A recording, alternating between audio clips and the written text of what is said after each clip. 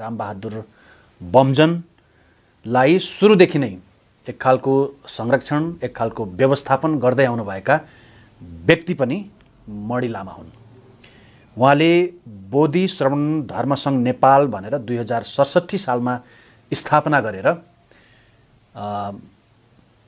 रामबहादुर बमजनको जुन अभियान छ त्यसलाई व्यवस्थित गर्ने काम उहाँले गर्नुभएको छ। त्यही भएर उहाँसँग धेरै प्रश्नहरू छन्। आज मन्त्रीज्यू स्वागत छ यहाँलाई। मैले सुरुमा तपाईको संस्था जसको तपाईँ संस्थापक अध्यक्ष हुनुहुन्थ्यो बोधि श्रवण धर्म सङ्घ नेपाल भन्ने 2067 मा तपाईँले स्थापना गर्नुभयो। हजुर 2067 सालमा म चाहिँ नि के भनेदेखि दर्शन गर्नु गएको उहाँ तपस्यारत हुन्थ्यो। हलखुरियाको जङ्गलभित्र ठुलो चाहिँ नि बरको रुख छ, अहिले बोधि वृक्ष भनिन्छ। त्यहाँ चाहिँ नि ध्यानस्थ हुनुहुन्थ्यो, समाधिमा हुनुहुन्थ्यो। त्यहाँ त अब दोहोरो बोलचाल त हुँदैन थियो, तर उहाँको चाहिँ नि नजिकको अब स्वयंसेवक भनौँ न, धर्मगुरुहरू भए पनि उहाँहरूलाई वचन भएछ यो अहिले आउने जुन भक्त छ यो भक्तलाई एउटा काम गराऊ भन्नुहुन्छ। के काम भन्दा यो बोधि श्रवण धर्म सङ्घ भन्ने संस्थाको स्थापना गर्नु। त्यति बेला चाहिँ पटक पटक वचन हुँदा पनि 12 जिल्लाको सिडिओले दर्ता नगरेको रहेछ अपत्याएर। अनि अब त्यो धेरै बाधा रहेछ। अब त्यो किन गर्नु पर्यो भन्दाखेरि त्यहाँ चाहिँ लाखौँ मान्छेहरू दर्शन गर्न आउने वरपरबाट हेर्न मात्रै। अनि अब भारतबाट यति धेरै मान्छे आउँथ्यो, यति धेरै मान्छे कि अब त्यो अब कति सय गाडी त्यो जङ्गलैभरि बस हुन्थ्यो होइन उहाँको। त्यसरी आउँदाखेरि अब म 67 मा गइसकेपछि र वचन भयो कि संस्था दर्ता गर्नु र दर्ता गर्ने जिम्मा मैले पाएँ र मेरो नेतृत्वमा एउटा 7 जनाको कमिटी हाम्रो बन्यो।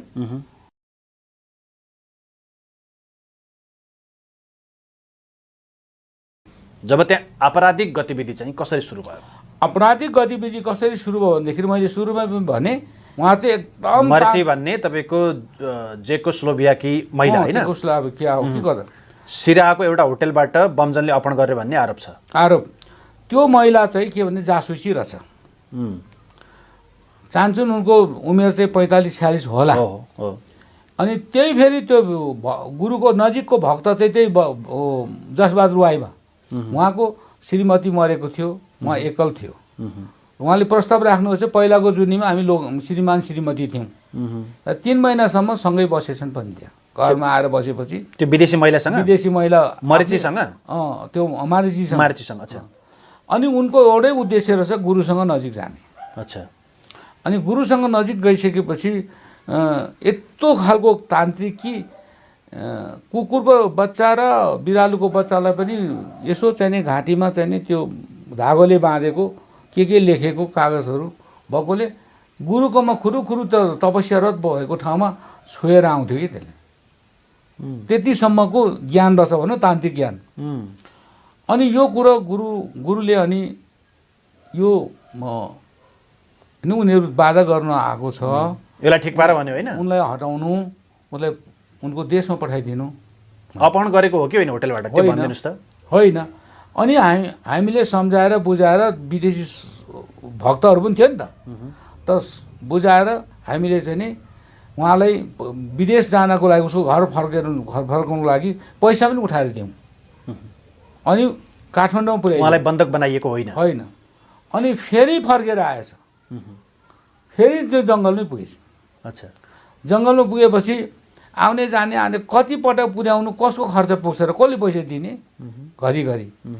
अब तर त्यहाँ बस्नु हुँदैन, त्यहाँ चाहिँ गुरुको उसमा ध्यानमा बाधा गर्नु हुँदैन भनेर त हामीले भनिरह्यौँ। भन्दै पनि एक दिन त राति त अब सुतिन्छ। त्यो महिला त राति त गएछ त्यो तपस्यारत ठाउँमा। गुरु कहाँ गए? गुरुकोमा जाँदाखेरि माथि रुखमा चढ्दो रहेछ र रुखबाट चाहिँ खिच्दो रहेछ नि त। अच्छा। गुरुले रातिको क्रियाकलाप के गर्दो रहेछ भनेर। अनि गुरुकोमा त त्यहाँ त कहिले जनावरहरू आउने, कहिले अदृश्य शक्तिहरूसँग फाइटिङ हुँदो रहेछ। के हो के नि त्यो चाहिँ क्रियाकलाप चाहिँ हेर्न चाहँदो रहेछ र त्यो थाहा पाएर बाधा गर्नु चाहँदो रहेछ। अब कति दिन त्यस्तो गर्यो, एक दिन चाहिँ अब ढेँडुले उहाँलाई चाहिँ राति तर्सायो कि झाङझाङ झुङझुङ गर्दाखेरि खसेछ डरले। त खस्दाखेरि रुखबाट सर्दाखेरि उहाँको दाहिने हात भाँचिएको, दाहिने हो कि देब्रे हो, लुन्दुङ्गै थियो। अनि बिहान हामीले के गर्यौँ, फेरि पैसा सङ्कलन गऱ्यो, एउटा गाडी व्यवस्था गरेर हस्पिटल पठाउनु खोजेको। अब हामीले त्यसपछि त्यो विदेशी महिला कसरी गयो? ल ठिक छ। हात भाँचिएकोलाई हामीले उपचारको लागि काठमाडौँ पठाउनु आँटेको बेलामा गुरुज्यू आफै आउनुभयो। अनि गुरुज्यू आउनु भएर के भएको भनेर यस्तो हात भाँचिएछ रुखबाट खसेर भनेपछि उहाँले त्यो भाँचिएको हातलाई एकछिन दुई त यस्तो अम्लाले टच गर्नुभयो। अनि त्यस पछाडि लु चलाऊ भन्नुभयो। अच्छा, चलाउँदाखेरि हात सिधा भयो, ठिक छ। गुरु आफैले त्यो विदेशी महिला मरिचीको हात छोएर निको बनाउनु भयो। अनि त्यस पछाडि पनि हामीले पठायौँ। त्यतिले मात्रै त भएन त, उपचार त गर्नु पर्यो। फेरि हामीले त खेद्नु पनि छ। पटक पटक गयौँ। फेरि यहाँ आएपछि टिबिटेन गुम्बामा बस्ने, अच्छा, होटलमा बस्ने होइन। यहाँबाट गएपछि फेरि उहाँ चाहिँ के भनेदेखि उहाँ धर्मशाला जाँदो रहेछ। धर्मशाला जाने फेरि यतै आउने। अनि उहाँको चाहिँ एकदम त्यो उहाँले त्यहाँको गतिविधिहरू सबै रिपोर्टिङ गर्ने यहीँ के अरे पतलैयाबाट, जितपुरबाट एउटा लामाको होटलमा बस्थ्यो होइन। त्यो लामाको होटलमा बसेपछि अब महिला होइन बसिरहेको एउटा कोठा लिएर त्यहाँबाट चाहिँ रिपोर्टिङ गर्दो रहेछ। पैसा चाहिँ त्यो होटलमा आउँदो रहेछ बाहिरबाट उसले। अच्छा, अनि त्यसो गर्दै गएपछि त्यो मारिचीले चाहिँ फेरि त्यहाँको इन्सपेक्टरलाई पनि आफ्नो बनायो। त्यो पतलाको पोस्टमा इन्चार्ज भएको समथिङ के ओली हो कि के शर्मा थियो, त्योलाई चाहिँ नि पनि आफ्नो फेभरमा लिएछ। के गरेर लियो थाहा छैन। अब यसो गर्दै गर्दै गर्दै गइसकेपछि त अनि अन्तिममा चाहिँ नि गुरुलाई धेरै बाधा भएछ नि त। एउटा तामाङनी बुढी मान्छे हो, ऊ पनि तान्त्रिक हो, यो पनि तान्त्रिक, दुवैलाई चाहिँ अनि सङ्घलाई भन्यो कि यिनीहरूलाई अब यता आउनु नदिनु भनेपछि त अब बाँधेर राख्नु भएन, हामीसँग जेल छैन, काठमाडौँ पुर्याउँदाखेरि आइहाल्छ, के गर्ने त गुरु भन्दाखेरि गुरुले चाहिँ कुन कुन रुखमा बस्न चाहने भन्नु सोध्नु, रुखको फेदमा बनाइदिनु टेन्ट, बानेको चाहिँ होइन, अनि टेन्ट बनाइदिने काम भयो। टेन्ट बनाइसकेपछि चाहिँ अब यो के अदृश्य कुरा के बुझ्दिनँ कि म। अनि पछि के भयो भने यो मारिची र त्यो तामाङनी अलग अलग ठाउँमा बसेको छ। भक्त त रिसाइसक्यो नि स्वयंसेवक बोक्सिरहेछ भनेर। अच्छा, मार्नुपर्ने भन्ने त छ नि। त गुरुले त वचन गरिरहेछ, खानेकुरा राम्रो दिनु, ओढ्ने ओछ्याउने राम्रो दिनु, उनीहरूलाई मेरो ध्यान नसक्दासम्म यहाँ चाहिँ मलाई आउन नदिनु यता भनेपछि उहाँलाई राखेको। अब त्यो राखेकोमा चाहिँ के भन्दाखेरि त्यो खाना खानुले यतै आइज, तँलाई कसले बोक्छ भन्ने कि भात पकाउने मान्छेहरूले। अनि म चाहिँ आउनु पाउँदिनँ किनभने यहाँ गुरुले सीमाङ्कन गरेको छु, त्यो नागेर आउनु सकिँदैन भन्ने चाहिँ भन्थ्यो। बाँधेको ओरेको केही छैन। अनि करिब कति अब केही समय त्यहाँ राखेपछि उहाँहरू चाहिँ पुरै परिवर्तन भयो। परिवर्तन भएपछि त्यो तामाङनी चाहिँ गुरुकै भक्त बन्छु भनेको थियो, पछि कहाँ गएर बस्यो कि के गर्यो थाहा छैन। अच्छा, अब यतातिर मारिची चाहिँ अनि उहाँ चाहिँ नि किन उहाँ उसमा चाहिँ इन्डिया जानु सेन्टरमा जानुभयो। अनि त्यहाँ गएर नेपाली टिबिटेन सबै सिकेको रहेछ। अनि ऊ चाहिँ नि के भनेदेखि यहाँ नेपालमा अहिले पनि छ, त्यो मैले अहिले पनि छ। उसको काम एउटै मात्रै उद्देश्य हो कि गुरुको धर्म र मार्गमा बदनाम गर्ने। अच्छा, र ऊ चाहिँ ठिक छ अध्यक्षज्यू, यो अलिकति लामो हुँदैछ, हामी छोट्यौँ यसलाई। यति कुराहरू गुरुको काममा यति बाधा गर्दै पनि तपाईहरूले आफै व्यवस्थापन गर्न खोज्नुभयो, अनेक आइडिया लगाउनु भयो, तर तपाईँ त एउटा राजनीतिज्ञ हुनुहुन्थ्यो, एउटा राज्यको एउटा निकायमा बसिसकेको मान्छेले राज्यको सहारा किन नलिएको? यानि कि प्रहरी प्रशासन या सरकारलाई त्यो कुरा टिपोट किन नगरे? प्रहरीलाई जिम्मा लगाएको नि त, नजिकको प्रहरी त त्यो निजगढको किनभने सरकारले त उहाँलाई डिपोर्ट गरेर उसको विदेश पनि पठाउन सक्थ्यो नि त सरकारले त दिएको त्यही चाहिँ नि त्यो पतलैयाको इन्सपेक्टर केपी शर्मा भन्ने व्यक्तिलाई दिएको अच्छा त्यो यो जिम्मा दिएको यो चाहिँ यसको यो भिसा पनि उहाँको देश पठाइदियो एक्सपायर भइसक्यो विदेशमा पठाउनु भन्यो उहाँहरूकै मिलेमतो रहेछ अब उहाँ फेरि आउँछ कतिपटक चाहिँ नि त्यो जङ्गलमा चाहिँ लखेट्ने त कसैलाई कुट्नु भएन बाँधेर ठिक छ हामी त्यो विदेशी महिलाको कुरा बुझियो प्रश्न तपाईँले भनिसक्नुभयो कि उहाँको डिजाइन चाहिँ गुरु बमजनलाई बदनाम गर्नु थियो उहाँको अभियानलाई तहस नहस पार्नु पर्ने थियो भन्ने यहाँले त्यो तर्क राखिसक्नुभयो म त्यहाँ गइसकेपछि स्लोभाकियाकी एकजना चाहिँ मरिची भन्ने चाहिँ नारीलाई अब तपाईँलाई चाहिँ के भएको छ भन्नुहोस् भन्दाखेरि मलाई अब चाहिँ मानसिक रूपमा मलाई यातना दिएका अवस्था हुनु शारीरिक रूपमा पनि अलिक लचार पचार पारेको अवस्था हो तर मलाई यौन जन्य हिंसा चाहिँ मसँगबाट भएको छैन स्लोभाकियाको ती महिला नागरिकलाई यौन जन्य हिंसा चाहिँ भएको छैन भनेर तपाईलाई स्टेटमेन्ट दिनु अब यदि चाहिँ बलात्कारको शिकार भएको भए त्यहाँ तत्काल मेडिकल गरेर कसबाट के भनेर हामीले चाहिँ आइडेन्टिफिकेसन गरेर पहिचान गरेर चाहिँ यो प्रक्रिया जघन्य प्रकारको अपराध हो यसलाई हामीले चाहिँ कानुन त अगाडि बढाउनु पर्ने फौजदारी आचार संहिता अन्तर्गत नेपाल सरकारले प्रदत्त दिएको अधिकार नेपाल प्रहरीलाई हो त्यसमा उहाँले चाहिँ के गरौँ तपाईँलाई चाहिँ भनौँ यस्तो चाहिँ महिला हिंसा गर्ने मान्छेलाई हामीले चाहिँ 4-5 जना ल्याएका छौँ होइन यिनलाई चाहिँ अब कारवाहीको हिसाबमा जानुपर्ने हुन्छ तपाईँले रिपोर्ट दिनुहोस् भन्दाखेरि मलाई चाहिँ रिपोर्ट म पर्दैन म अब त्यहाँबाट चाहिँ निस्किहालेँ अब म चाहिँ मेरो देशमा नै फिर्ता भएर जाने चाहिँ मेरो इच्छा छ मलाई त्यहाँसम्म जाने वातावरण मिलाइदिनुहोस् होइन नेपाली जनताहरू चाहिँ एकदम राम्रा छन् नेपाल देश अत्यन्त सुन्दर छ म चाहिँ जसरी भए पनि मलाई चाहिँ मेरो मुकाममा पुर्याउनु पर्यो भनिसकेपछि उहाँको चाहिँ नि सबै कुराहरू पनि इन्भेस्टिगेसन गऱ्यौँ उहाँको क्यामेरा ल्यापटप मोबाइलमा पनि त्यस्ता खालका ध्यान गरेका कुराहरू मात्रै थियो अन्य कुराहरू केही पनि पाएनौँ त्यसपछि हामीले उहाँको भिसा चाहिँ 6 महिना चाहिँ भनौँ भिसा डेट एक्सपायर भएको थियो उहाँलाई चाहिँ इमिग्रेसन मार्फत हामीले उहाँलाई देशमा फिर्ता गऱ्यौँ बुद्धलाई पनि बुद्ध चाहिँ भइसकेपछि बुद्धको चाहिँ भुँडी बोकेकी हो भनेर महिलाले पनि त्यो बेला प्रचार गरेको थियो बुझेन तपाईँलाई शङ्कराचार्य गुरुलाई पनि बलात्कारको चाहिँ मतलब उ लागेको थियो चन्द्रमामा पनि ग्रहण छ ब्रह्माजीमा पनि दाग लागेको छ होइन यो के हुन्छ भन्दा यस्ता अफवाहहरू महात्मा गान्धीले भारतलाई स्वतन्त्रता दिए उनलाई पनि भनौँ चारित्रिक रूपमा भनौँ अङ्कुश लगाइएका अवस्था छन्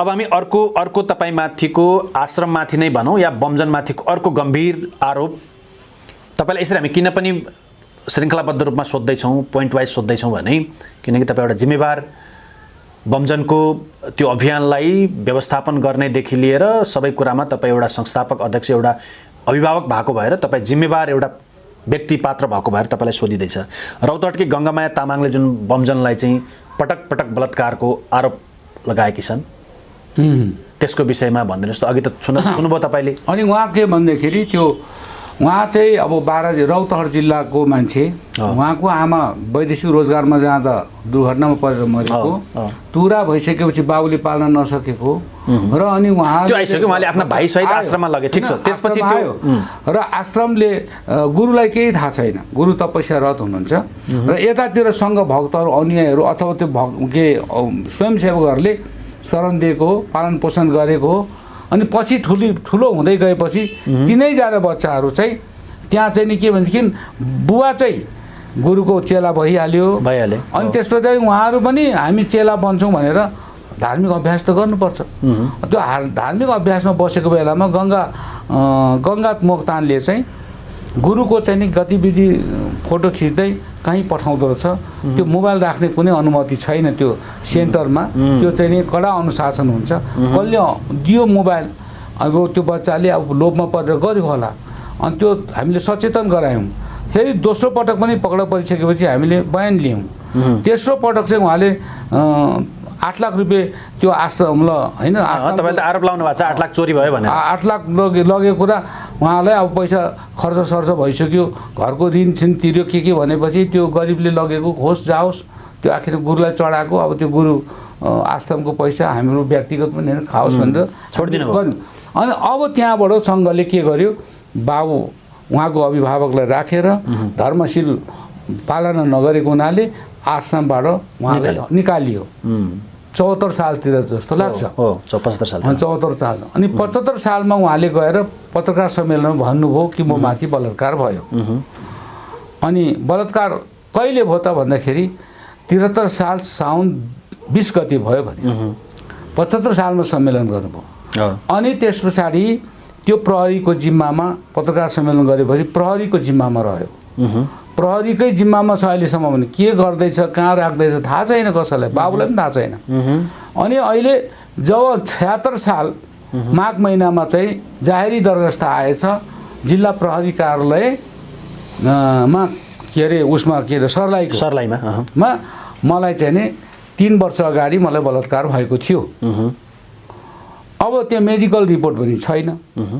कानुनको हद चाहिँ 6 महिनाको म्याद पनि नागिसकेको छ र उहाँलाई बलात्कार भयो भनेर 3 वर्षौँ पछाडि थाहा पायो भने यी सबै बनी बनावटको कुरा हो।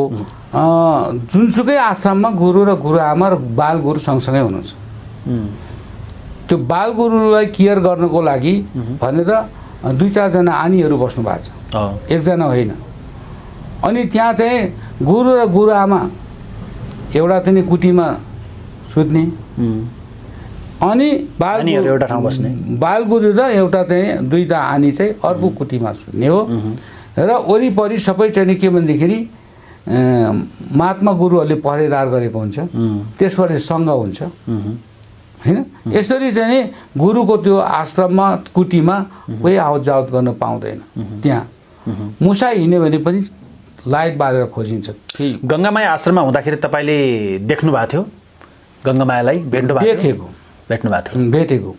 त्यसो भए गङ्गामायाको आरोप आधारहीन छ भन्ने तपाईँको दाबी हो? आधारहीन छ नि, सत्यताभन्दा 1000 माइल टाढा छ नि। कतिपय आनीहरूलाई त्यहाँबाट उम्काउन सफल पनि हुनुभयो भन्ने कुरा छ, त्यहाँबाट भगाउन सफल हुनुभयो र अन्तमा आफू पनि भागेर सफल हुनुभयो। तर त्यो सबै कुराको जानकार तपाईँ र बमजनकी श्रीमती हुनुहुन्थ्यो, तर तपाईँले त्यो भित्रका गतिविधिहरू रोक्न चाहनु भएन, किनकि बोधि श्रवण सङ्घ धर्म सङ्घले चाहिँ ठुलो आर्थिक लाभ त्यहाँबाट पाइरहेको थियो भन्ने आरोप छ। के भन्नुहुन्छ? आर्थिक लाभ त हामीले भन्दा त्यो आर्थिक लाभ भन्दा पनि ठुलो लाभ हामीले पायौँ। हाम्रो जीवन परिवर्तन भयो। म राजनीतिज्ञ मान्छे, म बेलुका रक्सी नपि नसक्ने, मासु नखाइ नहुने, सिगरेट नपि नहुने यस्तो थियो नि त। तर सबै त्याग्नुभयो त्यहाँ लागेपछि? मैले त्यो त्यागेँ र मैले झुटा बोलिरहन्थेँ ताली पाउनुको लागि। भाषण गर्दा त झुटा बोलेपछि मात्रै ताली आउँछ। अनि त्यो चाहिँ झुटा कुरा मैले त्यागेँ। म आध्यात्मिक हुँदै गएँ र सम्पूर्ण मेरा चाहिँ क्रोध त्यागेँ मैले, असत्यता त्यागेँ मैले, जाँड रक्सी त्यागेँ, मासु त्यागेँ, लसुन प्याज बेसार त्यागेँ हैन, दही दूध त्यागेँ हैन। मैले सबै राजनीतिको पद प्रतिष्ठा त्यागेँ। अब मलाई चाहिँ नि त्यो त्याग्दै जाँदैछु भनेपछि त्यो चाहिँ आश्रम सञ्चालनको लागि 51 लाख रुपियाँ मैले दान दिएको छु भनेपछि मैले चाहिँ ठिक छ। त्यसो भए गङ्गामायाको पनि आरोपको विषयमा तपाईँले उहाँ त्यो नानीलाई किन कसले प्रलोभन देखायो, के दिन्छु भनेर काम लगाएको हो, सिआइबीले कहाँ संरक्षण गरेर राखेको छ, त्यो नानीलाई कहाँ छ थाहा छैन। उनको बुवाले चाहिँ खोजेकै छ, सार्वजनिक आह्वान गरेको छ।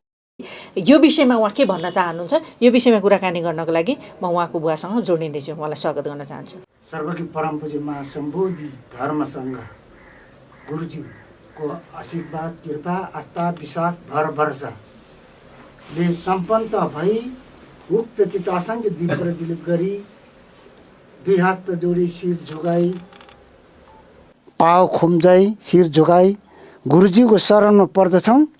हजुरले गुरुलाई अथवा तपसी बमजनलाई गुरु मानेको फलो गरेको कति भयो? मैले तपाईँको म त भने नि उहाँ 62 साल जेठबाट ध्यानमा बस्नुभयो। मैले 62 साल भदौबाट चाहिँ त्यो भएर जाने आउने मात्रै, जाने आउने 2 घन्टा मात्रै लाग्थ्यो मेरो गाउँबाट साइकलमा। 2 घन्टा जाने 2 घन्टा आउने।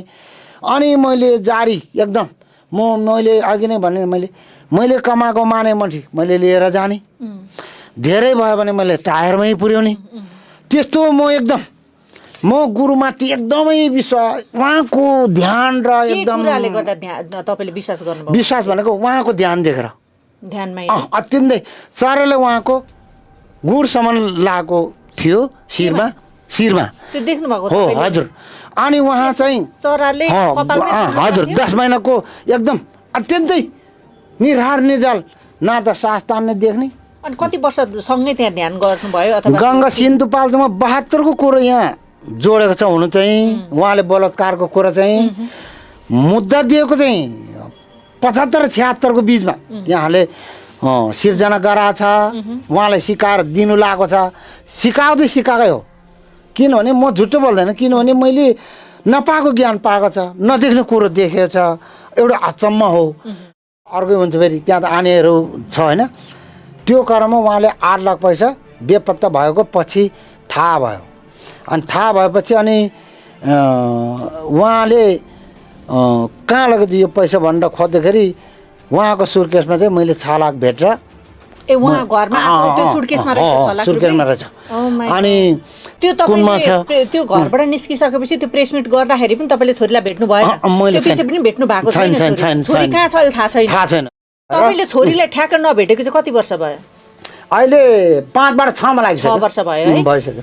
राति मलाई निन्द्रा छैन, दिनमा मैले भोक छैन। मैले कति सर्व परमात्मालाई मैले प्रार्थना गरिरहेको छु। मैले कति चाहिँ मिडियाकर्मीहरूलाई यो गङ्गालाई मिडियाकर्मी सुरक्षाकर्मीहरूले खोज गर्नुहोस्, तपाईँहरूले सत्यता निकाल्नुहोस्, मेरो छोरी जिम्मा दिनुहोस् मलाई। या षड्यन्त्र कोही छ जस्तो चाहिँ मलाई लाग्यो। त्यसमा तपाईँको छोरी पर्यो भन्ने कुरा पर्यो भन्नुपर्छ। जुन किसिमको आरोप लगाएको छ अथवा निवेदन दिएको छ, उजुरी परेको छ, त्यो गुरुबाट भएको होइन? होइन, यो 100% हो। 100%। यो कहिले पनि हुँदैन।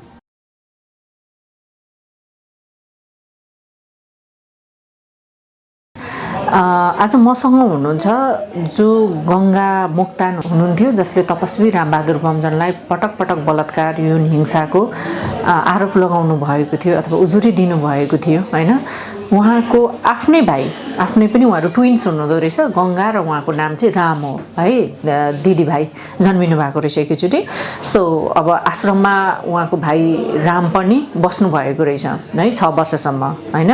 6 वर्ष बस्नुभएको रहेछ र उहाँभन्दा हजुर गङ्गाभन्दा पनि अगाडिदेखि गएर रामबहादुर बमजनको आश्रममा उहाँ पनि गएर अनुयायी भएर बस्नुभएको रहेछ। यो विषयमा अझै सत्य तथ्य के हो, वास्तविकता उहाँको भाइबाटै बुझ्नको लागि आज हामी उहाँको भाइसँग जोडिँदैछौँ। उहाँलाई स्वागत गर्न चाहन्छु। स्वागत छ। हस्, नमस्ते म्याम। त्यस्तो यौन दुरुपयोग भनेको त्यो पनि एकदमै झुटो हो। तपाईँकै दिदीले भन्नुभएको छ, कसरी झुटो भन्नुहुन्छ तपाईँ? अब यस्तो हो नि म्याम, म त्यहाँ हुँदा म गुरुकै सबैभन्दा नजिकको चेला भन्ने मै थियो। ए हो र? हजुर। माया गर्नुहुन्थ्यो गुरुले? हजुर, एकदमै माया गर्नुहुन्थ्यो, धेरै माया गर्नुहुन्थ्यो। सबैभन्दा गुरुको नजिकको चेला भनेको मै थियो। अब नजिकको चेला भएपछि त गुरुको हरेक कुराहरू थाहा हुन्छ नि। अनि मैले त्यस्तो कार्यहरू केही पनि देखेन 6 वर्षभित्रमा। अब त्यहाँबाट म निस्केर आएपछि के भयो त्यो त मलाई थाहा भएन म्याम। अब निस्केर आएको कति वर्ष पछाडि फेरि दिदी पनि निस्क्यो? दिदी निस्किनु भयो, म आइसकेर 3-4 वर्षपछि निस्किनु भयो। 3-4 वर्ष पछाडि? अनि त्यो 3-4 वर्षमा चाहिँ त्यस्तो खालको गतिविधि भयो कि त्यहाँभित्र? त्यस्तो अब त्यो हुनै सक्दैन म्याम। त्यस्तो सायद गाउँतिरकै अथवा कसैबाट कन्ट्याक्ट भएर चाहिँ उहाँ जानुभयो जस्तो मलाई लाग्छ। कति वर्ष भयो सम्पर्क नभएको घरमा? दिदी घरमा बुवासँग कन्ट्याक्ट नभएको त दिदी 4देखि 5 वर्ष हुन थाल्यो। 4-5 वर्ष हुन थाल्यो। ए ओके। तपाईँको दिदीलाई आश्रमभित्र पटक पटक बलात्कार गरिएको भन्ने खालको अब त्यो न्युजहरू पनि प्लस उहाँले उजुरी पनि दिनुभएको छ तपस्वी रामबहादुर बमजन। तपाईँले भन्नुभएको छ कि अघि अफ द रेकर्डमा पनि म उहाँको अनुयायी भएर कति 6 वर्ष बसेको होइन हो? त्यो हुन्थ्यो त्यहाँभित्र? म यस्तो हो म्याम, अब म त्यहाँ 6 वर्ष बस्यो। 6 वर्ष बस्ने बेलामा मैले त्यस्तो नराम्रो कार्यहरू गुरुबाट केही भएको देखेन। अनि गुरु एकदम सत्य नै हुनुहुन्छ। अनि गुरुबाट चाहिँ त्यस्तो नराम्रो कार्यहरू चाहिँ अझसम्म मैले देखेको पनि छैन। त्यो अनि तपाईँ 6 वर्ष बसेपछि फेरि किन निस्किनु भएको? अब म एकचोटि घर आएको थियो घर आउँदाखेरि मलाई सांसारिक कुरामै रमाइलो जस्तो लाग्यो त्यही भएर म निस्किनँ तपाईँ निस्किँदाखेरि चाहिँ दिदी भर बसेको थियो हजुर ए भर्खर आएको थियो भर्खर दिदी कस्तो स्वभावको हुनुहुन्थ्यो दिदी अलिक टाठो बाठै छ पहिल्यै सानैदेखि टाठो बाटो एकदमै अनि त्यो खालको हुनुहुन्थ्यो तपाईँहरूसँग केही कुरा सेयर गर्नुहुन्थ्यो यस्तो हुन्छ त्यहाँभित्र यस्तो मलाई टर्चर हुन्छ अथवा यसरी यो हिंसा हुन्छ त्यस्तो केही त्यस्तो केही पनि सेयर भएन अब त्यहाँबाट निस्किनु भएर नि सेयर गर्न सक्थ्यो नि दिदीले त्यो पनि सेयर पनि छैन तिमी सेयर पनि गर्नु भएन केही सेयर गर्नु भएन म त उसकै ट्विन्स हो नि त मलाई त हरेक कुरा सेयर गर्नुपर्ने थियो उसले सेयर गर्थ्यो पहिला अरू कुराहरू चाहिँ पहिला त उहाँ हुँदा नि सेयर गर्थ्यो जस्तो तपाईँको बुवाले भन्नुहुन्थ्यो पैसा ल्याएको रहेछ छोरीले अनि पैसा फिर्ता पनि लगिदियो भन्ने खालको कुरा पनि गर्नुभएको थियो अस्ति नै होइन हो यो कुरा हो तपाईँको दिदीले पैसा लिएर आएको थियो कति लिएर आएको थियो पैसा उहाँले चाहिँ खासमा 8 लाख ल्याउनु भएको रहेछ 8 लाखमा 2 लाख चाहिँ यताउति चलाएर सकाउनु भएछ अनि 6 लाख चाहिँ बुवाले गुरुकै जिम्मा लाउनु भयो केमा भेटेको त्यो पैसा चाहिँ कसरी सुटकेसमा रहेछ त्यतिखेर बुवाले ठ्याक्कै देख्नुभयो अनि देखेपछि यो कहाँबाट आयो यत्रो पैसा भन्दाखेरि अनि दिदीले अलिक कुरा लुकाएको जस्तो गर्नुभयो अनि पछि कुरा कोट्याउँदै जाँदाखेरि त्यहीँबाट ल्याउनु भएको रहेछ आफैले स्वीकार्नु भयो त्यो कुरा हजुर उहाँलाई के भन्न चाहनुहुन्छ त तपाईँको दिदीलाई उहाँलाई म यति भन्छु कि अब दिदी पनि आएर सत्य के हो सत्य कुरा बोलिदिनु अब दिदीलाई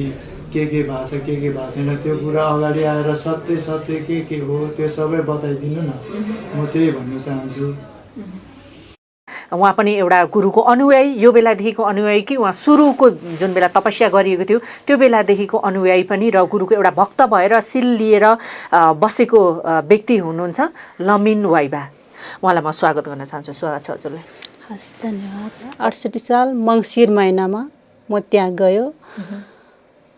गएर त्यहाँदेखि चाहिँ म निरन्तर रूपमा त्यहीँ बस्यो गुरुकै शरणमा तपाईँ बस्नुभयो यो गुरु गलत हो या सही हो के हो खास गुरु एकदमै सही हुनुहुन्छ कुनै रूपमा गुरु गलत हुनुहुन्न गुरु सत्य हुनुहुन्छ गुरु परात्मा हुनुहुन्छ पैसा लगेर गएको गङ्गामायाले हजुर उही 8 लाख रुपियाँ पैसा लगेर जाने तपाईँलाई थाहा छ त्यो विषयमा अलिकति उसमा गुरुआमाले नै आफ्नो छेउमा नजिकमा राख्नु भएको थियो त्यो भएको कारणले उहाँको सम्पूर्ण कहाँ पैसा राख्छ भने उहाँलाई थाहा छ मलाई पहिला अलिकति थाहा भएको अनुसार उहाँलाई पैसा थाहा थियो यहाँ राख्छ यो यति आउँछ यति छ भन्ने उहाँलाई थाहा थियो अनि त्यहाँबाट चाहिँ उसले 8 लाख पैसा पनि लाने त्यो पैसा चाहिँ कहाँबाट आएको थियो त्यो चढाएको पैसा थियो कि अथवा चढाएको पैसा हो एकदमै त्यो 6 लाख पैसा फिर्ता ल्याउने बित्तिकै चाहिँ अनि मलाई गुरुले बलात्कार गर्यो रेप गर्यो भनेर चाहिँ केस लगाउने भनेपछि झुटो केस लगाइयो गुरुले हजुर हजुर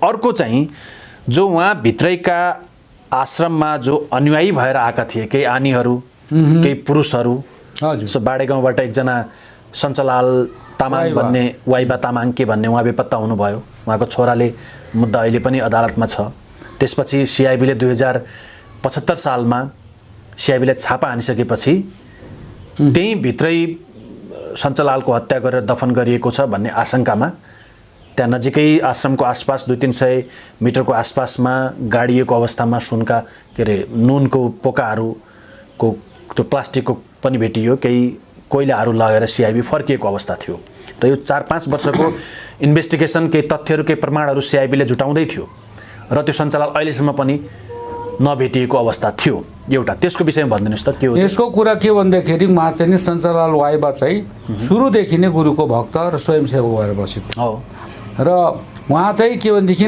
गुरुलाई दर्शन गर्न जाने आशीर्वाद थाप्ने अनि घरमा आउने गुरुको फोटो राखेर बत्ती बाल्ने पूजा गर्ने क्रम गरिरहेको अब छोराछोरीलाई पनि सिकाएको थियो टोललाई पनि अब अचानक त्यो 72 सालको चाहिँ भूकम्पको बेलामा उहाँ चाहिँ नि त्यही सिन्धुपाल्चोकको आवाजाव गर्ने क्रममा मतलब घर फर्केर आउने क्रममा कहाँ बसेको थियो होला त्यो भूकम्पमा परेर मर्यो कि के गर्यो मलाई थाहा छैन तर उहाँको छोराको शङ्का के छ भनेदेखि मेरो बाबु चाहिँ भूकम्पमै परेर मर्यो तर लास चाहिँ नै मैले पाइनँ मलाई त्यो लास चाहियो छोराको त्यो भनाइ छ भन्नु खोज्दै हुनुहुन्छ तपाईले तर छोराले त तपाईको आश्रम विरुद्ध बमजनका विरुद्ध उजुर दिएको छ किटानी जाहेरी छ छैन छैन छैन के भनेर उहाँले जाहेरी गरेको चाहिँ के भने मेरो बाबु गुरुको भक्त हो र उहाँ गुरुलाई दर्शन गर्नु गएर फर्केर आउँदा मलाई फोन गर्नुभएको थियो।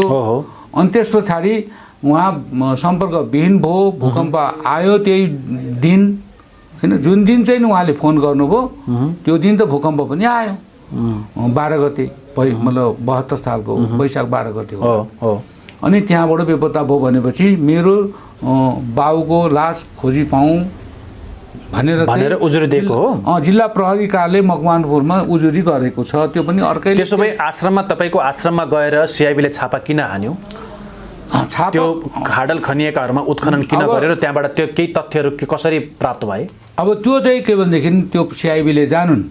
अब त्यहाँ उजुर बाजुर के गर्यो भन्दाखेरि यहाँ त बदनाम गर्नेवाला त थिरै थियो र सुरुमा के हल्ला पिटायो भनेदेखि गुरुको सङ्घ भक्तले सञ्चलाल वाइबालाई मारेर गाडेको छ भन्ने उजुर चाहिँ कसले गर्यो? गङ्गा मोक्तान जसले चाहिँ नि यो हिंसा गर्यो भनेर उजुर गरेको छ उनको भाइले गर्यो। अच्छा, उनको भाइले गरिसकेपछि अनि उसले प्रहरीको ड्रेसमा त्यो भाइ पनि गएछ। अनि यहाँ चाहिँ गाडेको, यता गाडेको, उता गाडेको भनेर देखाएछ नि त। अनि त्यो गाडेको ठाउँहरूमा चाहिँ खन्ने काम गर्यो, गाडेको हो कि होइन भनेर। खन्दै जाँदाखेरि अब षड्यन्त्रमूलक ढङ्गबाट नुनको थैलोहरू चाहिँ बाहिरबाट लगेर गएको छ। 9-10 वटा पोकाहरू भेटियो। 9-10 वटा पोकामा कहाँको चाहिँ नि त्यो चाहिँ नि मान्छे मसान घाटको माटोहरू पनि त्यहाँभित्र अलिअलि हालेर लगेको रहेछ।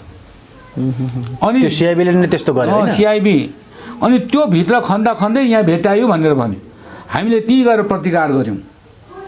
हामी गयौँ त्यहाँ, हामीले भन्यौँ यो खाडल त यति गहिरो खनिएको छ, यो त यतापट्टि पनि सफ्ट रक छ, यता पनि रक छ, पत्थरै पत्थर भएको ठाउँमा यो प्लास्टिकको थैलो चेपिएको कहाँ छ र त्यो तान्दाखेरि किन च्यातिएन? सग्लो छ। यो जो माटो ल्याएको छ यो माटो त्यहाँ त्यस गर्दाखेरि हल्ला पनि छ नि त। अब धेरै पुरानो मान्छे पोलेको होइन, 20-22 वर्ष के कुराहरू गर्यो त्यो तथ्य मलाई थाहा छैन। र हामीलाई शङ्का लाग्यो बाहिरको माटो ल्याएर फसाउनु खोजेको छ भनेपछि हामीले प्रहरीको चाहिँ के रिटायर एआइजी कृष्ण कुमार तामाङ र अनि के भनेदेखि यही सम्बन्धी अपराध सम्बन्धीको चाहिँ नि विज्ञहरूलाई राखेर हामीले छलफल गऱ्यौँ। अनि त्यहाँ चाहिँ पत्रकार सम्मेलन पनि यो भन्यौँ र हामीलाई चाहिँ नि यो माटो लोकल माटो र बाहिरबाट ल्याएको माटोको डिएनए टेस्ट गर्न पाऊँ र यो के भने मान्छेले यो खाल्टो खनेर मात्रै भएन, यो एनिमल इन्टेलिजेन्सी पनि प्रयोग गर्नुपर्छ, कुकुर पनि चाहिन्छ र टेक्नोलोजी मतलब टेक्निक एउटा के भन्छ टेक्नोलोजी इन्टेलिजेन्सी पनि प्रयोग गर्नुपर्छ।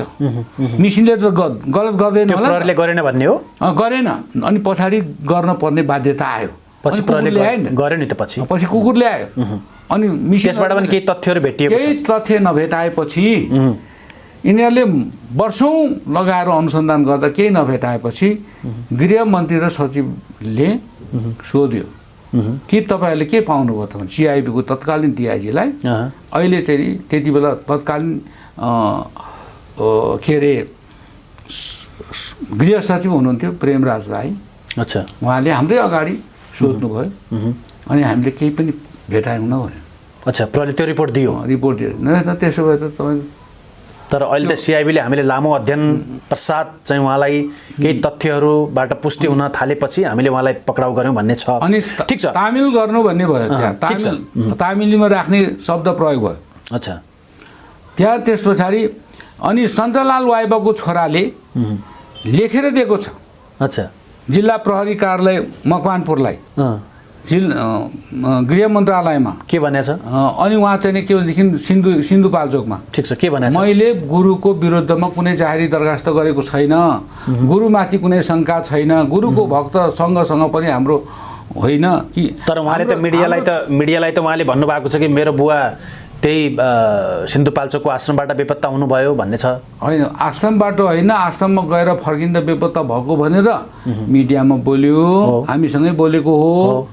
उहाँको बुवाको खोजी गर्ने दायित्व आश्रमको हो कि होइन, तपाईँको हो कि होइन? आश्रमले खोज्ने काम त छ नि त, के भनेदेखि सङ्घ भक्तको नाताले यदि फोनमा कन्ट्याक्ट भएको हो भने त फोनको डिटेल्स निकालेर ट्रेस गरेर पत्ता लगाउन सकिन्छ नि। त्यो त कुरा गर्दाखेरि त्यो फोन त कसको भएको थियो भन्दाखेरि त महेन्द्र वाइबा जो उहाँको छोरासँग भएको हो नि त, हामीसँग त भएको होइन नि त। त्यो त प्रहरीले त उहाँको अनुसन्धान गर्नुपर्ने हो नि त। ओके, होइन हामीले गर्ने होइन नि त, हामी त पुलिस होइन नि। हामीले त एउटा सङ्घ भक्तको नाताले हाम्रो सङ्घ खोजबिनका लागि तपाईँले त्यो कुराहरू भन्न सक्नुहुन्थ्यो प्रहरीलाई? हामीले भनेको यस्तो ढङ्गले खोजिँदैन।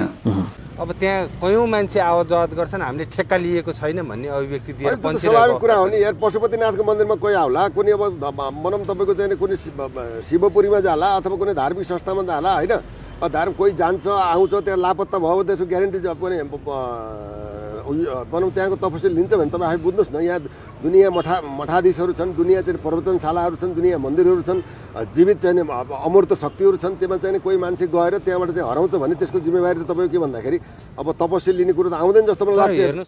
उहाँलाई जुन किसिमको त्यो आरोपहरू लगाएको छ नि, बलात्कार होइन, मान्छे गायक बनाएको, कुटेको, त्यहाँभित्र मान्छे मार्सरे कुटसरे भनेको पनि आरोप लागेको छ। त्यो सबै झुटो आरोप हो म्याम। अब यस्तो हो, अब के हो भने त्यो मान्छे कुटेको मारेको भन्ने कुरा चाहिँ त्यो एकदमै त्यो चाहिँ झुटो आरोप हो। के हो भने म एक दिन गेम खेल्नु जाने क्रममा चाहिँ सिभिल ड्रेसमा प्रहरी आउनुभयो यहीँ चापुरमा, चापुर। तपाईँ घरमै? म घरमा थिएन, गेम खेल्नु उहाँहरू आउनुभयो र एक्कासी मलाई समार्नुभयो। अनि कहाँ जाने सर भने हिँड्न हिँड्ने, अनि कहाँ जाने सर भनेको, अनि मलाई जबरजस्ती गाडीमा हाल्नुभयो। अनि सिधै लगेर सिन्धुपाल्चोक लानुभयो उहाँले। सिन्धुपाल्चोक लगेर अनि सिन्धुपाल्चोक नवलपुरमा राख्यो एक रात। अनि पुलिसको ड्रेस लाउनु दियो, पुलिसको ड्रेस लाएर जाउँ रे। कहाँ जाने सर भनेको, यस्तो यस्तो ठाउँमा जाउँ, तँलाई सबै कुरा थाहा छ। अनि मलाई केही थाहा छैन सर भनेको, तँलाई सबै कुरा थाहा छ, हिँड्ने कि नहिँड्ने अरे। अनि मलाई अलिकति, म त्यो बेला सानै थियो, अनि अलिकति डर पनि लाग्यो। अनि उनीहरूले भन्यो जाउँ रे, म गयो।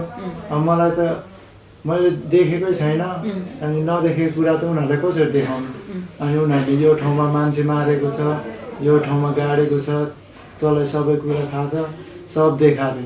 अनि त्यो मैले नदेखेकै ठाउँ त कसरी भन्नु त उनीहरूलाई। अनि त्यही भएर त्यो नुनको पोकाहरू भेटेको रे, खाल्डो खन्दाखेरि त्यो कालो कालो कोइला जस्तो भेटेको रे खाल्डो खन्दाखेरि, त्यो सबै झुटो हो। त्यो सबै कुरोलाई आरोप मात्र लगाएको हो। अनि तपाईँलाई लग्यो त्यहाँ? हजुर, कहाँ लग्यो तपाईँलाई? सिन्धुपाल्चोक गुरुको आश्रममा लगेर के गरे त्यहाँ, के गरे? आश्रममा लग्यो। अनि आश्रममा लगेर उतापट्टि पाखा बारी थियो, त्यहाँ खेतीपाती तरकारी खानलाई उब्जाउने, त्यहीँभित्रको अनि चेलाहरूको लागि तरकारी उब्जाउने गर्नुहुँदैन उनीहरूले। उहाँहरूले चाहिँ अनि त्यहाँ पुगेपछि तँलाई सबै कुरा थाहा छ अरे। अनि मैले त अब देखाइदियो, अब त्यही हो भनेर, खाल्टो त्यही हो भनेर देखाइदियो। खाल्टो? हजुर, खाल्टो पहिला भनिराखेको? खाल्टो त खोना थिएन, हाउडे तालमा मैले देखाइदिएको। किन देखाएको त अन्त? त्यतिकै त्यो खाल्टो त्यतिकै देखाइदियो। के भनेर देखाउनु भएको? उहाँहरूले अनि पिट्छु जे पनि भनेपछि अनि के तपाईँलाई के मान्छे मारेको कहाँ छ देखा भनेर भनेको थियो, अनि तपाईँ त्यो खाल्टो देखाइदिएको, त्यही भएर त्यहाँ खनेको? खाल्टो त थिएन, त्यो तरकारी बारी त्यो तपाईँले देखाएपछि चाहिँ त्यहाँ खनेको। अनि तपाईँले चाहिँ किन त्यो तपाईँलाई थाहा थिएन भने त्यो देखाइदिएको त? मलाई केही पनि थाहा थिएन। अनि उनीहरूले डर त्रास देखायो नि। के भनेर? म त्यो बेला सानै थियो, उनीहरूले पिट्छु। अब त्यो बेला अलिकति म पनि सानै थियो, उनीहरूले अलि हप्काउने झप्काउने, अलिकति मार्ने जस्तो पनि धम्की जस्तो दिनुभएको थियो। अनि त्यही भएर म त्यहाँ गएर यही हो भनेर देखाइदियो। अनि उहाँहरूले त्यो खानतलास गर्दाखेरि नुनको प्याकेट भेट्यो अरे। अनि कोइलाहरू, त्यो कोइलाहरू जस्तो भेटेको थियो, तिमी हुँदै खनेको थियो? त्यस्तो थिएन, त्यस्तो थिएन। त्यहाँ आफू अगाडि हुँदा नै खन्याउ त्यो खाल्डो? खाल्डो खन्नु जेल आफूसँगै बस्याएको थियो? अनि के भेटेको थियो त्यहाँभित्र? त्यसमा केही पनि भेटेन। अब पहाड खन्दाखेरि त चट्टान, ढुङ्गा, कालो चट्टान भेट्छ। त्यो चट्टान अब त्यो कोइला जस्तै हुन्छ, पहाडतिरको ढुङ्गा कालो कस्तो कस्तो टल्केको जस्तो हुन्छ। अब त्यस्तो ढुङ्गालाई पनि कोइला भन्नुहुन्छ उहाँहरू।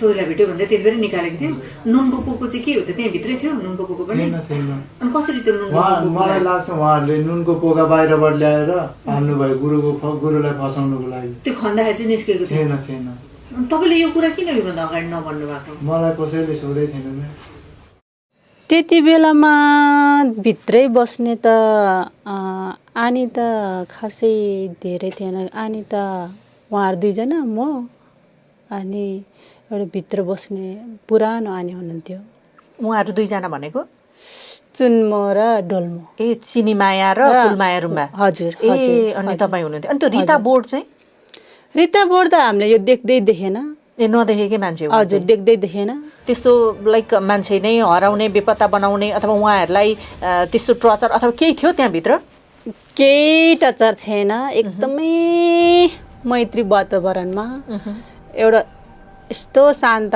यस्तो मैत्री वातावरणमा यस्तो मिलनसारमा यस्तो चलिरहेको थियो राम्रै भइरहेको थियो तर गुरुले नै विपत्ता बनाएको चाहिँ यो कताबी होइन हुनै सक्दैन गुरुले विपत्ता बनाउँदैन यो कुरालाई मान्न तयार हुनुहुन्न त छैन गुम्बोमा छ अनि एकजनाले गुम्बोबाट फेरि क्रिस्चियनमा बस्यो भन्ने कुरा पनि छ यो मरेको छैन सर यो मरेको छैन नेपाल सरकारले लुगाउनु भएको हो कति वर्ष अगाडिको कुरा गर्नुभएको मैले त्यहाँबाट छोडेर 2 वर्ष 3 वर्षमा हो कि त्यही बेलामा मैले ठ्याक्कै उहाँलाई भेटेको एकजना भेटेको थियो 74-75 को समय हो सिन्धुपाल्चोकबाट फर्केर उहाँ आइसक्यो 2 वर्ष कति पुग्ने बेलामा म पनि सिन्धुपाल्चोक जाँदै थियो त्यो बेलामा ठ्याक्क सेम्बुबाट उ चढ्यो उसले मलाई देखेन म चाहिँ कलङ्गीबाट चढेर आयो भने ऊ सेम्बुबाट चढेपछि मैले त उसलाई याद गर्न पछि ऊ झरेर यसो हेर्ने बेला त्यो आने पो रहेछ अनि मैले ऊ रातो ड्रेस लगाइसकेको छ अनि मैले माथि आएपछि साथीहरूलाई यो आने उहाँको नाम चाहिँ के हो उहाँ चाहिँ मगनपुरको फुलमाया रुम्बा अनि मैले अरे उहाँ आने त रातो ड्रेस लगाइसकेको छ मैले देखेको उहाँ मरेको छैन किनभने कसरी मर्छ उहाँ भूकम्प पछिको घटना हो यो तपाईले देख्नु भयो हजुर भूकम्प पछि हो भूकम्प पछि मैले देख्दा जिउँदै थियो मैले मनमा त भूकम्पले पुर्यो जस्तो लाग्यो तर पुर्यो थिएन सर जिउँदै थियो तपाईले यो भन्दा अगाडि यो कुरालाई बाहिर ल्याउनु भएको थियो अनि बाहिर ल्याएन मैले माथि साथीहरूलाई बताउँदाखेरि होस् त्यो अब त्यो किन खोजी गर्नुपर्छ समय आए खोजी गर्छ भन्नुभयो हामीले फेरि त्यो वास्ता गरेर किनभने ऊ प्रत्यक्ष उसको अभिभावक लिएर निसेर लगेको हो नि त हामीसँग चिन्छ उसले अभिभावकसँग पठाएको कोही पनि त्योभित्र प्रवेश भइसकेपछि अभिभावक बिना पठाउँदैन सर किनभने जोसुकै होस् उसको अभिभावक बिना हामी जिम्मा लाउँदैन कि तपाईँ एकजना बौद्ध श्रवण धर्म सङ्घको उपाध्यक्ष पनि केन्द्रीय उपाध्यक्ष पनि हुनुहुन्छ तपाईँले बोलिराख्नु भएको छ नि फेरि यो कुरा चाहिँ फेरि भोलि झुटो नहोस् भन्न चाहिँ चाहन्छु म होइन मैले प्रत्यक्ष मैले भेटेर नि कुरो गर्दाखेरि होस् समय आएपछि हामीले किन खोज्नु पर्यो नेपाल सरकारले खोज्छ किनभने उसले हो नि त झुटो नेपाल सरकार झुटो आरोप लगायो हो नि त खास भन्नुपर्दाखेरि नत्र त खोज्ने त गुरु ज्ञान खोज्ने होइन नि त झुटो गर्ने खोज्ने हो नि त अहिले त गुरुको ज्ञान निकाल्न भने त दबाइरहेछ यो त एउटा शास्त्रले मात्रै दबाएको त होइन किनभने आधारमाले दबाएको हो यो दबाएको पनि हो म अरू प्रसङ्ग बिस्तारै गर्दै गरौँला तर मलाई इन्ट्रेस्टिङ लागेको कुरा चाहिँ के हो भने तपाईँ काठमाडौँबाट फर्किँदै गर्नु हुँदाखेरि तपाईँले बेपत्ता भनिएका फुलमाया मकवानपुरको बेपत्ता भनिएका फुलमाया रातो ड्रेस लाएर उहाँ होइन हजुर म चाहिँ सिन्धुपाल्चोक जाँदै थियो कुरुभट्टामा अनि भूकम्प पछि हो त्यो अनि पछि के अरे सेम्बुबाट चढ्यो यसरी के अरे रातो कपडा लगाएर पछि थियो मैले ऊ भनेर थाहा छैन थाहा पाउँदा हेर्थ्यो म त अगाडि सिटमा ड्राइभर छेउमा म अगाडि सिटमा थियो माइक्रोमा अनि चढेको देखिदियो पछि उसले मलाई यसरी नहेरेर चिन्ने थिएन उसले यसरी हेर्ने बेलामा त्यो रहेछ अनि मैले त ओहो मसँग फेरि मोबाइल पनि यस्तो उ गर्ने मोबाइल पनि थिएन अनि मेरो मनले अनि यो कहाँ जाने बाटो हो भनेर सोध्यो गुरुजीले यो त के अरे सेतो गुम्बो जाने बाटो हो भनेर उहाँले मलाई ड्राइभरले भन्नुभयो अनि मैले किन भने उहाँलाई सोध्दाखेरि होइन यो अहिले झरेको त हामीबाट आएको हरायो भनेको त यहाँ पो रहेछ त भनेर सेतो गुम्बो जाने बाटो भनेर त्यति बेला मलाई भनेको तर उहाँ मरेको छैन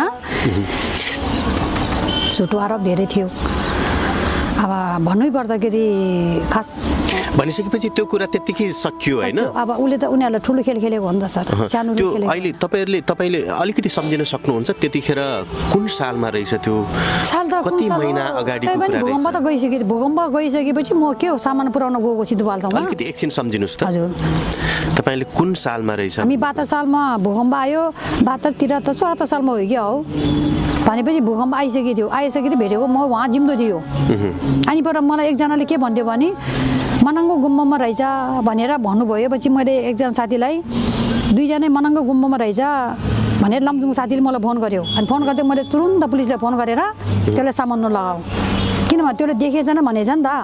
भन्दाखेरि त्यो साथीले के गरेन थाहा छैन, उसले फोन चाहिँ मलाई मनाङको गुम्बाबाट आउँदैछ यो 2 हराएको आने भनेर फोन आयो मलाई। मनाङ गुम्बाबाट आएको हो भनेर भनेथ्यो। कहाँ आउँदैछ भन्नुभएको थियो? लमजुङ बेसीसरमा, मेरो माइत बेसीसर हो। त्यही कारण गर्दा उहाँ के पनि भएको छैन, उनीहरू निगरानी गर्दै राख्नुभयो। तर फेरि भेटेर अहिले मार्यो भने भगवान जानौँलाई। तर ठुलो प्लानिङ नै आउनुभएको, उहाँको प्लान असफलता भएर मात्रै उहाँ फिर्ता हुनुभयो सर। उहाँहरूलाई यो अहिले मिडियामा आउनुभयो आने छ नि त हो, उहाँहरू ठुलो सेटिङमा पठाउनु भएको। किनभने उहाँहरू मैले हालगोराबाट चिनेको थियो, झुटो काम गरेको थियो उहाँहरूले।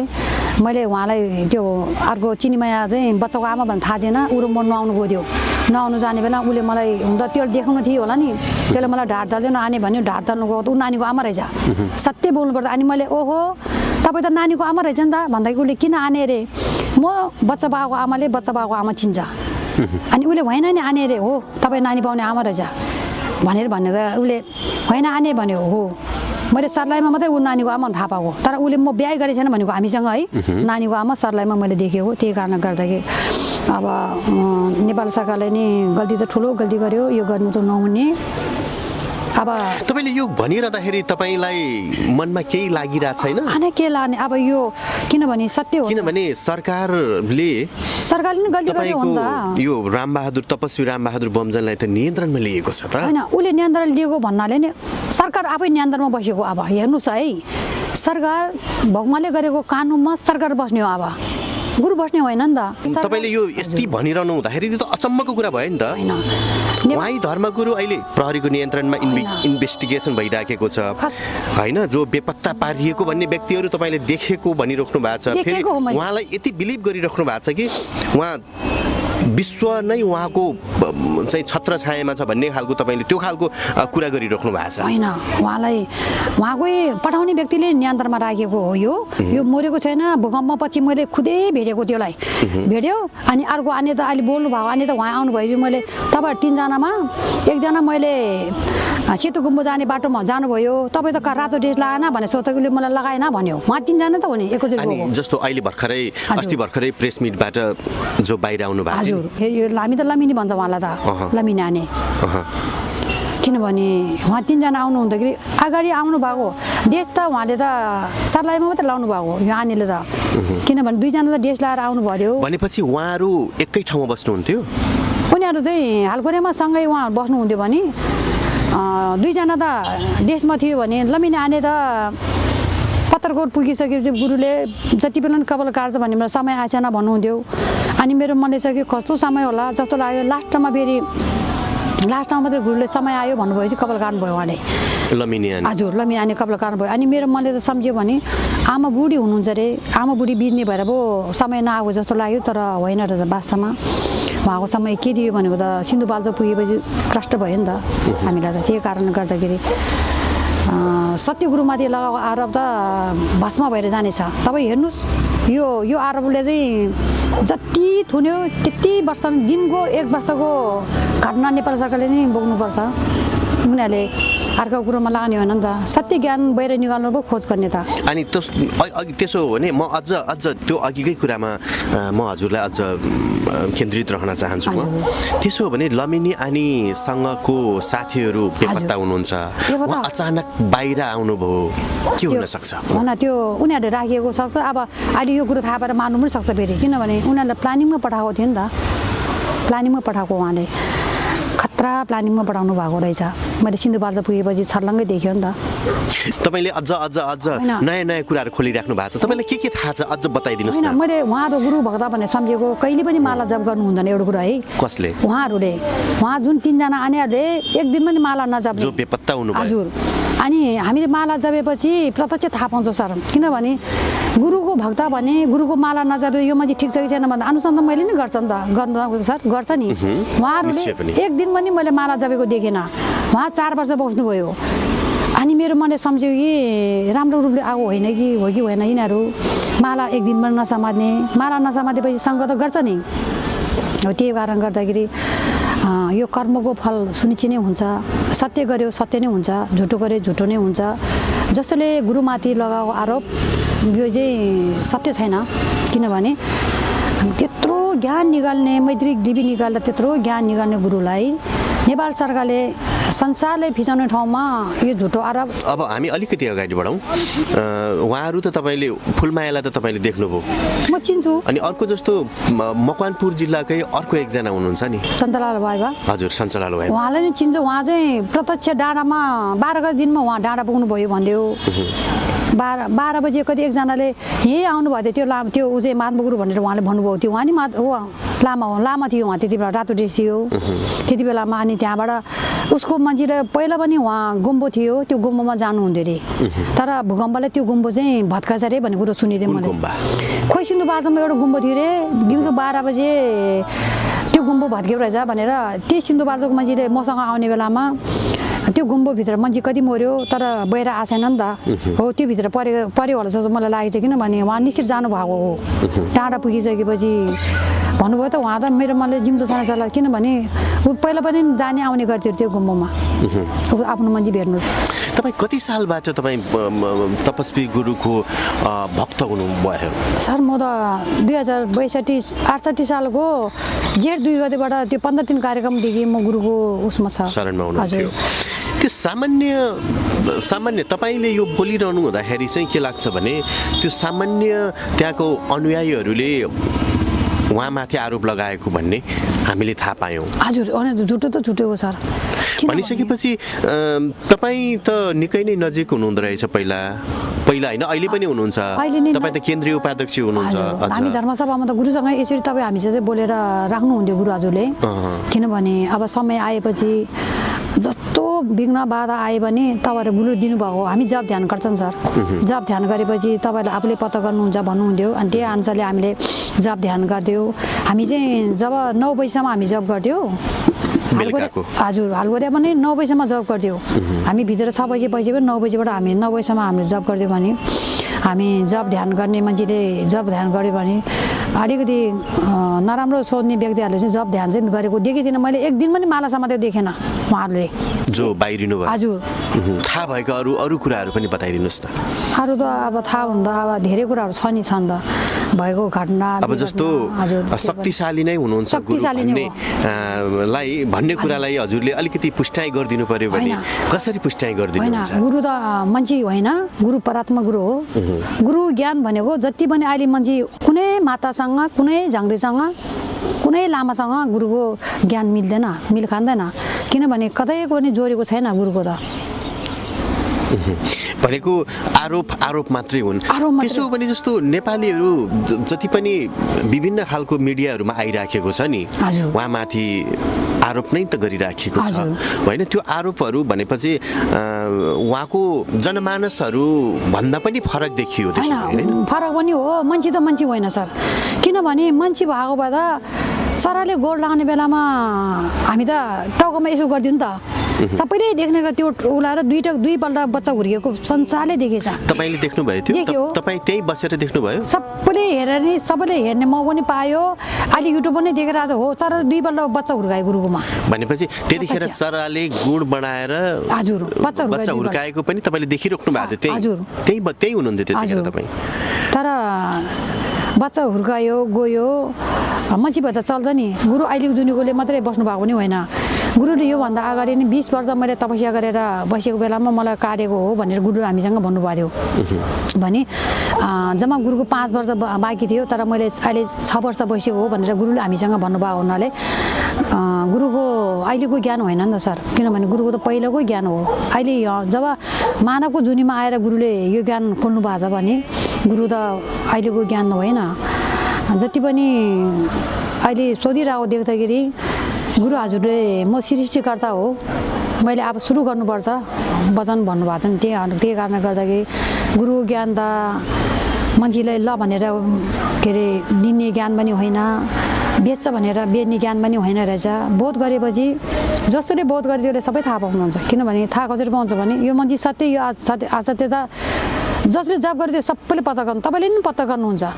तपाईँले जप्नुहोस्, धेरै त होइन त्यो मन्त्र 7वटा मन्त्र 51 लाख जाबे भने तपाईँले नि के कुरा त थाहा पाउनुहुन्छ भनेपछि उहाँले सिकाउनु भएको ज्ञानहरू स्वतः थाहा हुने रहेछ त्यहाँबाट। हामी अन्त्यमा छौँ, अलिकति छट्टाउँछौँ हामी कुराकानी। अब तपाईँहरू के गर्दै हुनुहुन्छ? उहाँको न्यायको लागि तपाईँहरूले के गरिराख्नु भएको छ? हामी त अब न्यायको लागि भन्दा नि गुरु हजुरले आन्दोलन नगर्नु, धैर्यता गरेर बस्नु भनेर गुरुको वचन भएको कारणले गर्दाखेरि हामी केही पनि गर्नेवाला छैन। गर्दैन मिल्दैन भनेपछि गर्दैन किनभने अब के भन्न चाहन्छ भने नेपाल सरकारलाई जस्तो जेसुकै भयो भने गुरुलाई रिहा गर्नुहोस्। सबै नेपाली सङ्घ, सबै स्वदेश विदेश सबै जहाँसुकै भयो भने सबैको एउटै आवाज भएर धर्म गर्ने सबै एकजुट होस्। सम्पूर्ण धर्मगुरुहरूलाई यही नै हो मेरो अनुरोध। किनभने सत्य गुरुमाथि लागो झुटो हो। किनभने ज्ञान फिजाउने बेलामा ज्ञान पो खोज्ने त त्यो बच्चाको पछि लाउनु त हुन्न नि त। यो चाहिँ सबैलाई म आह्वान गर्छु। त्यही नै हो मेरो। हामीलाई गुरुको माथि लगाऊ आरोप त सत्य त भए त एक दिन त थाहा त हुन्छ नि। किनभने हरेक कुराको निगरानी हुन्छ गुरुमा। भनेपछि यो आरोप ठुलो कुरा होइन? ठुलो कुरा पनि होइन। फेरि एकछिन बाहिर ल्याउनुलाई जब गुरुहरू उत्पन्न हुने बेलामा यस्तो बाधा त पहिल्यैदेखि आएको हो। भन्नुपर्दा कि अब मैत्री लिपिको जुन सार्वजनिक गर्ने बेला भएर यस्तो भएको हो। किनभने गुरुलाई 18 वर्ष पुरो पुगेर 19 वर्षमा लाग्यो। त्यही कारणले गर्दाखेरि अब सङ्घ भक्त अनुहारलाई हामीले आन्दोलन गर्न मिल्दैन, हामी गर्न पनि गर्दैन। थोरै कुरा गरौँ है, अन्तमा छौँ। जस्तो तपाईँ त निरन्तर रूपमा लागिराख्नु भएको थियो होइन गुरुसँगै। त्यतिखेर भन्नुहुन्थ्यो कि अब यति वर्षपछि चाहिँ उहाँलाई पर्ने समस्याहरूको चाहिँ अन्त्य हुन्छ भन्ने त्यो खालको कुराहरू भएको थियो हजुरसँग? हजुर भन्नुभएको थियो। कहिलेसम्म अब आन्दा पनि हुन्छ। एउटा के वचन भएको थियो भने गुरुले म यहाँ गुरु त्यहाँ पुग्नु भयो भने मेरो दिमागमा के आएको थियो भने हालकोरियामा निर्दोष मान्छेहरूलाई जेलमा छ, जब दोषी मान्छेहरू बाहिर छ भनेर भन्नुभएको थियो गुरुले। अनि म पुग्नुपर्छ भन्नुभयो। मैले गुरु हजुर कसरी पुग्नुहुन्छ भनेर मैले सोद्धाखेरि गुरुले पुग्नुपर्छ भनेर भन्नुभएको। त्यहाँ धेरै मान्छे निर्दोष छ भनेर भन्नुभएको थियो मलाई गुरुले त्यति बेलामा हालकोरियामा भन्नुभएको। अनि जब गुरु त्यहाँ पुगेपछि मेरो दिमागमा ओहो गुरुले मलाई 68 सालमा भन्नुभएको थियो कि निर्दोष मान्छे जेलमा छ, दोषीहरू फिल्डमा छ भनेर त्यति बेला भन्नुभएको। त्यही कारणले गर्दाखेरि उहाँहरूलाई आशीर्वाद दिनुलाई गुरु जानुभएको हो। उसले समाउनु सक्यो भए त सिन्धुपाल्चोकमा समात्यो होला नि। सिन्धुपाल्चोकमा उहाँहरूले 2 बजीसम्म उहाँहरू बस्नु भएर बिहान छापा हुने बेला म त्यहीँ थियो त। म त्यहीँ थियो। बिहान 5 बजी म त आएर नि बत्ती बलिसकेको थियो। हामी 4 जना मात्रै बत्ती बाल्नु पायो भने अरू त त्यो भित्र छाप हान्नु जाने बेलामा उहाँहरूले के मात्रै बोकेन, सम्पूर्ण बोकेर ल्याउनु भएको थियो। भने के भन्छ विद्युतको तार समेत बोकेर ल्यायो न। त्यहाँ तारले उगाउनु खोजेको विचार थियो के थियो त्यतिसम्म बोकेर ल्याउनु भएको।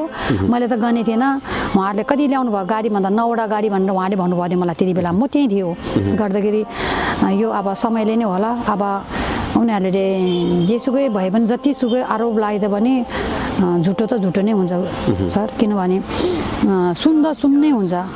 जब सुन जाति र आगोमा हालेपछि सुन त कहिले नि जल्दैन नि त। यो पनि त्यही भएको। जस्तो सिआइपीले त्यहाँ चाहिँ मान्छे गाडेर राखेको होला भनेर चाहिँ जसरी खन्ने बेलामा तपाईँ त्यही हुनुहुन्थ्यो? त्यो खन्ने बेला म थिएन। खन्ने बेलामा गुरुसँग आएको जुन गङ्गाको भाइलाई पुलिसको कपडा लाएर गएको मै हो भनेर उसले मलाई भन्नुभयो। मै हो त्यो खन्नु गएको। मलाई जबरजस्त तानेर खन्नु लाग्यो।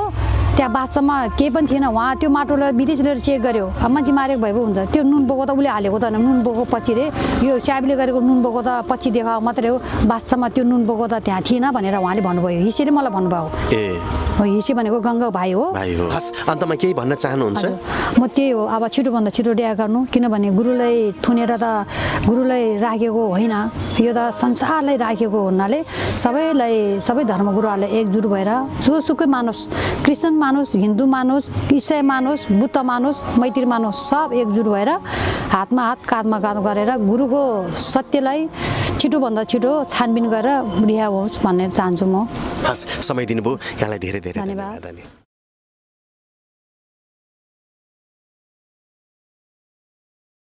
गुरुमाथि एउटा आक्रमण भएको घटनाले मलाई तान्यो। 17 जना चाहिँ लग्गा जवान केटाहरू पुरा चाहिँ नि हात हतियार सहित आएछन् र गुरुले तपस्या गरेर बसेको ठाउँमा बाधा गरेछ, चुरुट खाने, दङदङ रक्सी गनाउने खाएको, अनि गुरुले जहाँ बस्नुभएको ठाउँ छ त्यहाँ टेकिदिने, सिग्रेटको टुक्राहरू फ्याँकिदिने, यी आदि गरेपछि गुरुज्यूले यो मेरो ध्यानमा बाधा नगर्नु, तपाईँहरूलाई अनिष्ट हुन्छ भन्नुभएछ। हे यस्तो कनिष्ठ त्यो कि तपाईँ यस्ता यस्ता गुरु त हामी केही जस्तो मान्दैनौँ भन्नुभएछ। अनि अब गुरुलाई कुट्नै गएको रहेछ, न्यु खोजी खोजी। अब गुरुले त अब प्रतिवादमा त शान्त स्वभावले उहाँले जवाब दिनुभएको। एकछिनमा उहाँले पिटे खानुभएछ। जुन जुन हतियार बोकेर गएको थियो त्यही हतियारले पिटे खाएछ, चोट पनि लागेछ। अनि गुरुले हान्नु भएको हो? गुरुले हानेको भन्ने उनीहरूको आरोप हो। त गुरुले त मैले हानेको छु भन्नुभएको छैन अहिलेसम्म। अब गुरुलाई हामीले जिज्ञासा राख्न पनि सकेनौँ तत्कालीन अवस्थामा। पछि जिज्ञासा राख्दाखेरि गुरु ध्यानमा बसेको बेलामा धेरै देवी देवताहरू चाहिँ हुन्छ अरे कि उहाँको प्रोटेक्सनको लागि। त्यस्तोहरूले चाहिँ अब त्यो आएकोलाई मार हुन्छ, त्यो मैले भनेकै थिएँ नआउनु, बाधा नगर्नु भनेर। अब जुन जुन हतियार बोकेर गयो त्यही हतियारले चोट लागेको छ, सिडिओ पनि छक्क पऱ्यो, पुलिसको एसपी पनि छक्क पऱ्यो। अब चोट लागेको छैन भने चोट लागेको छ, उजुर गर्न आएको छ। कसले कुट्यो भन्दा गुरुले। गुरु त तपस्यामा बस्नु भएको छ।